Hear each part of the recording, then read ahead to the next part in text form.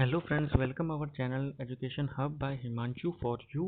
हम अपनी लूसेंट संपूर्ण सामान्य ज्ञान सीरीज में वैदिक सभ्यता के टॉपिक में पहुंच गए हैं। अगर आपने हमारे पिछले वीडियो नहीं देखे इस सीरीज के तो आप उनको प्लेलिस्ट में जाके देख सकते हैं, जिसका लिंक डिस्क्रिप्शन में है। चलिए शुरू करते हैं। मैक्स मुलर के अनुसार आर्यों का निवास स्थान क्या था? देखिए, मैक्स मुलर के अनुसार क्या था? मध्य एशिया से आर्य आए थे। आर्यों द्वारा निर्मित सभ्यता कौन सी थी? तो आर्यों की जो सभ्यता थी वो ग्रामीण सभ्यता थी। आर्यों की भाषा क्या थी? तो आर्यों की भाषा संस्कृत थी। वैदिक सभ्यता में दुर्गपति, जो किले का पति होता था, जो किले का जो रखे वो होता था, जो वहाँ पर उसकी सुरक्षा करता, उसको क्या कहा जाता था? पुरप कहा जाता था। गुप्तचर को क्या कहा जाता था? गुप्तचर को स्पष्ट कहा जाता था। अपराधियों को पकड़ने वाले को क्या कहते थे? तो उसको उग्र कहते थे, यानी कि उग्र क्या हो गई? एक तरीके से पुलिस हो गई। ठीक है फ्रेंड्स। नेक्स्ट, आर्य शब्द का अर्थ क्या होता है? तो आर्य शब्द का अर्थ होता है श्रेष्ठ। नेक्स्ट क्वेश्चन है, ऋग्वेदिक समाज कितने वर्णों में विभक्त था? तो ऋग्वेदिक समाज 4 वर्णों में विभक्त था। वर्ण व्यवस्था किस पर आधारित थी? तो ऋग्वेदिक काल में जो वर्ण व्यवस्था थी वो व्यवसाय पर आधारित थी। आर्यों का समाज कैसा था? तो आर्यों का जो समाज था वो पितृसत्ता आत्मक था। ठीक है। परिवार के मुखिया को क्या कहा जाता था? तो परिवार का जो मुखिया होता था उसको कुलुप कहा जाता था। जीवन भर अविवाहित रहने वाली कन्याओं को क्या कहा जाता था? तो उन्हें कहा जाता था आमाजू। नेक्स्ट, आर्यों का मुख्य पेय पदार्थ क्या था? तो आर्यों का मुख्य पेय पदार्थ था सोमरस। योग दर्शन के प्रवर्तक कौन है? तो योग से ही आप बता सकते हैं पतंजलि, चूंकि बाबा रामदेव का ये फेमस है तो योग से तो आप इसको कनेक्ट कर ही लेंगे। सांख्य दर्शन के प्रवर्तक कौन है? तो सांख्य दर्शन के प्रवर्तक कौन है? कपिल मुनि। न्याय दर्शन की बात करें तो गौतम है। पूर्व मीमांसा की बात करें तो जैमिनी है। और वैश्विक दर्शन के प्रवर्तक कौन है? तो वैश्विक दर्शन के हैं कणाद। ठीक है। पूरा विश्व किससे बना हुआ है? कणों से बना हुआ है ना। तो वैश्विक की बात करें तो कणाद है। ठीक है। उत्तर मीमांसा की बात करें तो बादरायण। आर्यों का मुख्य व्यवसाय क्या था? तो आर्यों का मुख्य व्यवसाय था पशुपालन एवं कृषि।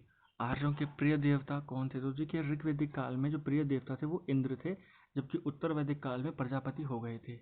अपराधियों व्यापारियों को क्या कहा जाता था? तो जो व्यापारी होते थे ऋग्वेदिक काल में उनको पणि कहा जाता था।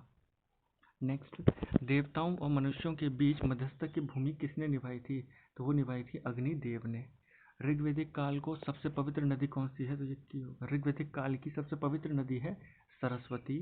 और ऋग्वेदिक काल में सबसे ज्यादा बार किस नदी का उल्लेख हुआ है? तो वो है सिंधु नदी। ठीक है। अगर महत्वपूर्ण पूछेगा तो सिंधु है, लेकिन सबसे पवित्र पूछेगा तो सरस्वती है। झेलम नदी का प्राचीन नाम क्या था? तो झेलम नदी का प्राचीन नाम था वितस्ता। ब्यास नदी का प्राचीन नाम क्या था? ब्यास का था विपाशा। सतलज नदी का शतुद्री।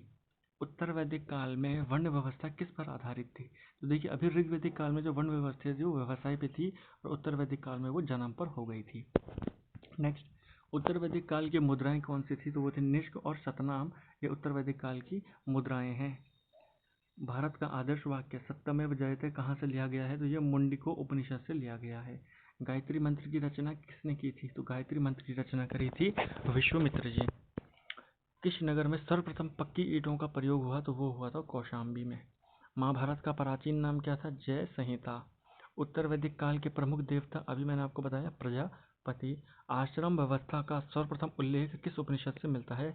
तो आश्रम व्यवस्था का सबसे पहला उल्लेख जो मिलता है छांदोग्य उपनिषद से मिलता है। नेक्स्ट, आर्यों का मुख्य भोजन क्या था? तो आर्यों का जो मुख्य भोजन था वो दूध और उसके उत्पाद थे। दक्षिण भारत का आर्यकरण किसने किया था? यानी कि दक्षिण भारत में आर्यों को किसने बसाया था? तो वो बसाया था अगस्त्य मुनि ने।